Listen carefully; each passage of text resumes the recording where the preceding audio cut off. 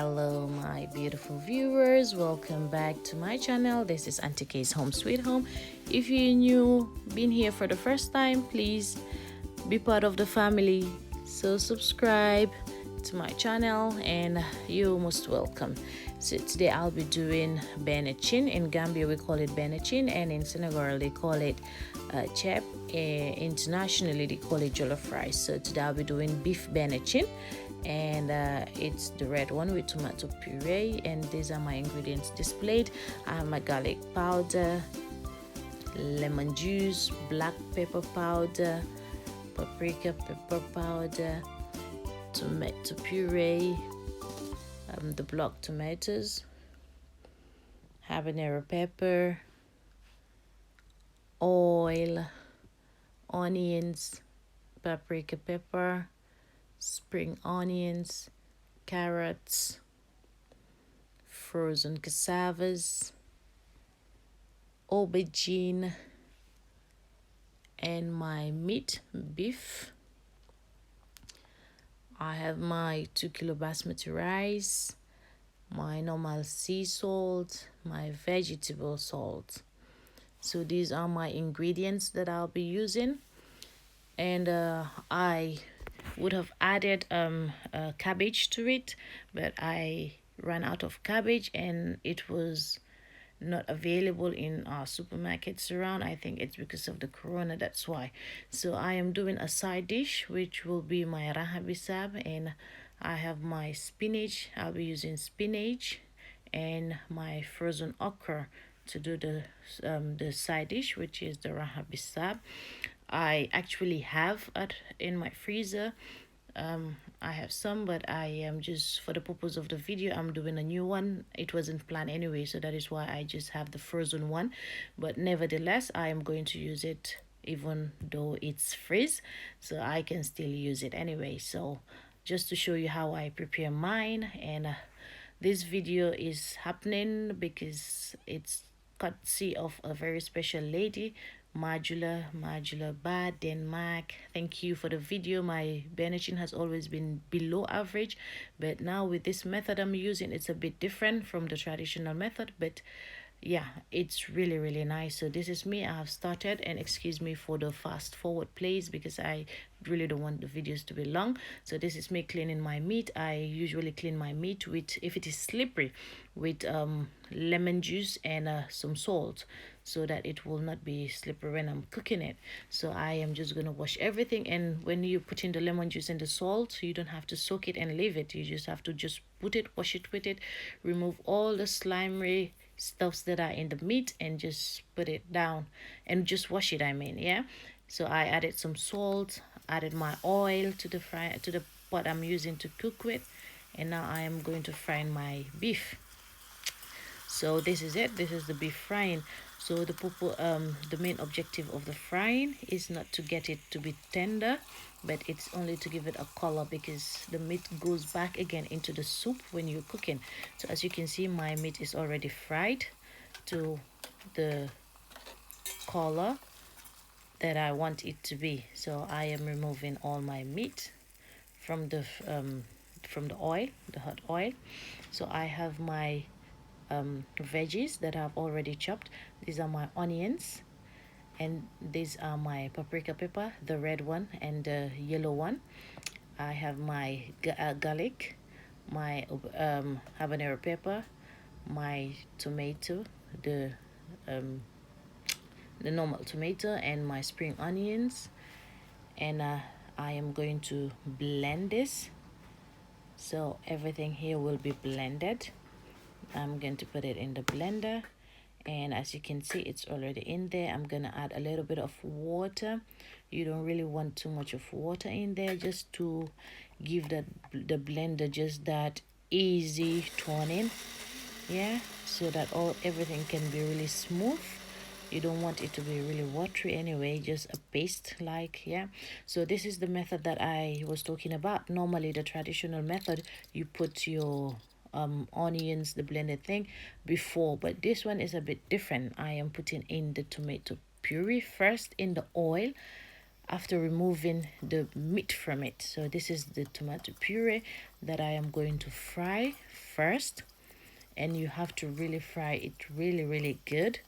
Everything has to be really cooked, properly cooked, because here is the main part of it. The moment you miss out on this stage, on this step, then yeah, your benachin or the jollof rice might not turn out the way you want it. So I've just added a little bit of mixed vegetable salt, so I am giving it a very good mixing.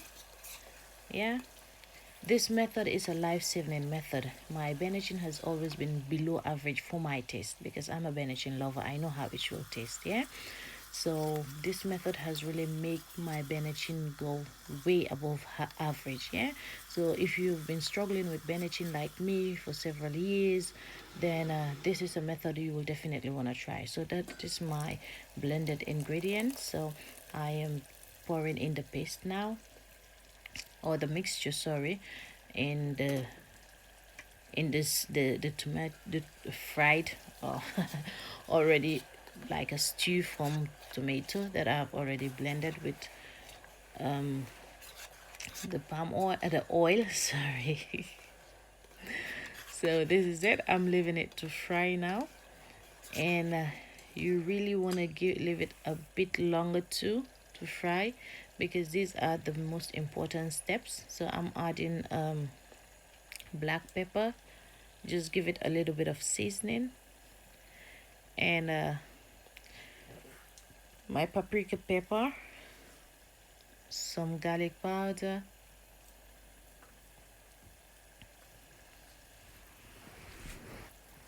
and this is just me. Just a pinch of lemon juice. I don't know why I do that, but I just love doing it in my benachin. I really don't know why. It's just that one is just optional. Yeah, that one is not part of how I was taught. Yeah, so that one is just me thing. So that is it. So you want to leave it to really fry, to really fry, and you want to make sure you keep on stirring it every like 3-4 minutes. Stir it because you don't want it to burn. It easily burns. Yeah, so I'm adding some sea salt to it, and make sure when you're cooking, you always, every step of the cooking or every process you're doing, you really want to taste. You really want to taste, so that you can get the actual taste you want from your cooking. And when you're cooking, you also have to be careful. So now I'm adding my bay leaves. Yeah, we call it loria. Yeah, so this is it. It goes into the soup now. So I have some, this is just like the first portion of it. The rest will go in later. You will see later. I will add the rest to it. So this is it for now. I'm just leaving it to cook, like it's just a form of a stew anyway. So at this point in time, you start getting a very good, very nice aroma from your stew that you're cooking. So this is it. So as you can see, it's really done now. So I am going to show you what I'm going to do next is wash my rice. Previously, I normally steam my rice in the microwave, and that is courtesy of a very good sister, and she showed me um, um, how to steam my rice in the microwave, and that is Auntie Ramatu. Ramatu Savage, yeah, Davis. She showed me how to steam the rice in the microwave, but now I have a steamer, a very big one, and it goes with the pot. It's a set, so I just use the normal traditional steamer to steam the rice when I'm cooking my benachin now. So this is it. You just want to give your stew a turn, a mixing. So I am mixing it, and now it's done. But you're doing two things at the same time, or you're doing a couple of things at the same time. So now I am here again trying to pour the rice, the washed rice, into the steamer. Just try to open it up and make some hole in between so that the steam can just come up and evenly steam all the portions, the topper part of the rice or the rice that are on top, so you can just get even distribution of the steam. So this is it. I'm here again mixing because you really don't want it to get burned, because if it burns, it will leave a smell to your Benachin. So now this is me. This is the first time I'm adding water to it. It was just steaming like that, just normal, just dry stew. Yeah. So now I am adding just a little bit of water. So it's just something that I'm just used to. So I just pour some water in the just normal tap water in the tomato puree, the tin, rinse it with it and pour it there. So it's just a little quantity. So this is my aubergine, my cabbage, cassava. Oh, sorry, I'm saying cabbage. I don't have cabbage. It's my carrots. Yeah. So this is my spinach and okra. So that is also for the side. I am coming to start cooking my side dish. So this is it, my side dish. I am removing some of the stew. So this is the dry stew. Yeah, this is the one with just a little bit of water to it. Yeah, but this is, I will name it as S1. So you're gonna see this is really a cooking tutorial. So this is S1. So this is the stew that I'm going to put apart. Yeah, and it's thicker. So now I am adding water into my normal stew that I'm going to cook, and the water I'll be adding, the quantity of the water I'm adding in will be really enough for me to be able to cook my veggies. And after removing my veggies, then I will also be able to add my rice in and add no water again to it. Yeah, so you really want to make sure with the quantity of water you putting in it initially. So I've added my salt, my Maggi, and you really want to make sure that the water, you after adding the water to it, you're going to put in the seasoning to taste. Yeah, so and you want to be careful. You see how messy it is. So when you're cooking this type of dishes, you want to make sure you have a small towel by the side and or at hand, so you can be wiping off, because it has tomato puree. So when you leave it with tiles, you can easily wipe it. But if this normal paint, if it's there for quite a while, it might not come out again. Yeah, so I have already added a little bit more of my mixed vegetable salt. Right now I'm just trying to make the both, or my stew right now, really tasty and delicious. So I'm going to add all my spices that I needed in it. So this is my side dish. So I've added a little bit of the broth from the stew there before adding in my veggies in the main pot. Yeah, so I've added my veggies. I am adding my meat. So everything is well seasoned. The taste is perfect. I am going to add in now the rest of my bay leaf. Yeah, and that is the laurier. Yeah, okay, I'm adding a salt. Yeah, because I felt that I needed some more salt, so I've added some more salt. Yeah, and if you have cabbage, please add it. This dish always goes with cabbage. It's really nice with it. So if you have a cabbage, you add it.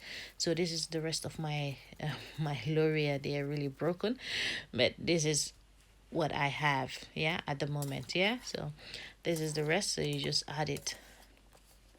The more bay leaves you have, the better it tastes. Yeah, so it's really very also important in this type of dish. Yeah, so this is my steaming pot. This is my rice.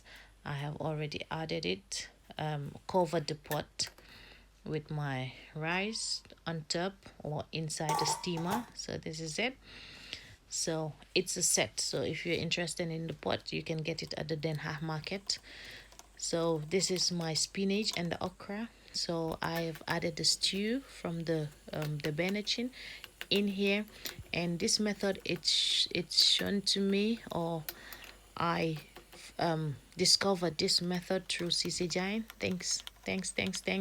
You know, we have people that cook really good. So you just learn every day, learning. Yeah, so this is it. And with Benachin, you learn from the people. The Benachin is actually a traditional dish which belongs to the Wolof tribe. They call them Jollof, but it's the Wolof tribe. We call them Wolof in the Gambia.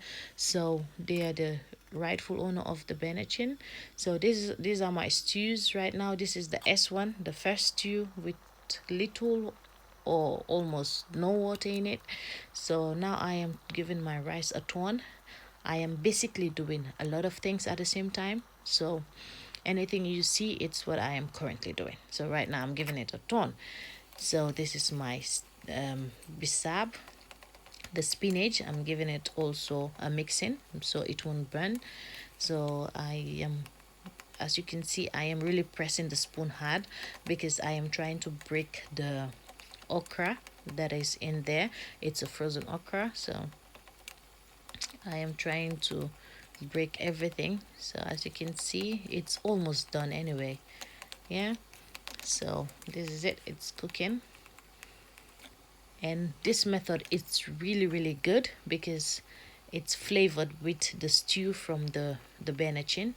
So ñeexi Benachin bi moom laa jël, so let me just say it that way. Yokk ko foofu noonu tooga ko, so daf ko dee jox cafka. Yeah, daf dee tax affaire si gën a saf. Yeah, so that is it.